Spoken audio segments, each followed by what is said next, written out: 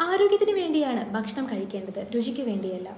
പകുതി വയർ ഭക്ഷണ പദാർത്ഥങ്ങളും കാൽഭാഗം ജലാംശവും ബാക്കി കാൽഭാഗം ഒഴിച്ചിടുക എന്നാണ് പറയുന്നത്. കാൽഭാഗം ജലാംശം എന്ന് പറയുമ്പോൾ അത്രയും വെള്ളം കുടിക്കണം എന്നല്ല അർത്ഥം.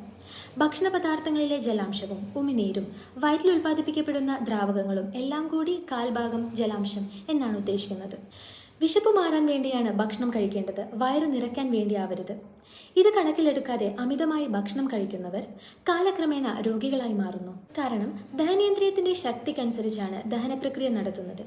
ക്രമം വിട്ട് ആഹാരം ചെല്ലുമ്പോൾ അത് ദഹിപ്പിക്കാനുള്ള ശക്തി അവരവരുടെ ദഹനേന്ദ്രിയത്തിന് ഇല്ലെന്ന് വരാം. ഇതിന്റെ സൂചനയാണ് മൃഷ്ടാന്ന ഭോജനത്തിന് ശേഷം ഉണ്ടാകുന്ന അലസതയും തളർച്ചയും. അമിതമായാൽ അമൃതവും വിഷം എന്ന തത്വം ഭക്ഷണത്തിന്റെ കാര്യത്തിൽ പ്രത്യേകം ശ്രദ്ധിക്കേണ്ടതാണ്. രുചിക്കനുസരിച്ച് കൂടുതൽ ഭക്ഷണം കഴിക്കാനുള്ള ഒരു പ്രവണത നമ്മൾക്കുണ്ട്. ഭക്ഷ്യയോഗ്യമല്ലാത്ത വസ്തുക്കൾ പോലും കൃത്രിമമായ സ്വാദുണ്ടാക്കി അത് കൂടുതൽ കഴിക്കുന്നു. ആരോഗ്യം നശിപ്പിക്കുന്ന മനുഷ്യന്റെ സ്വഭാവമാണിത്. നിർബന്ധിച്ചും പ്രേരിപ്പിച്ചും പരിഭവപ്പെട്ടും ബന്ധുമിത്രാദികളെയും അതിഥികളെയും ഭക്ഷണം കഴിപ്പിക്കുന്ന ഒരു സ്വഭാവം നാം കണ്ടിട്ടുണ്ട്. ഇത് ചെയ്യരുത്. വിശപ്പുള്ളപ്പോൾ മാത്രം ഭക്ഷണം കഴിക്കുക. ഭക്ഷണത്തിന്റെ മുഖ്യ വിഭവം വിശപ്പാവട്ടെ.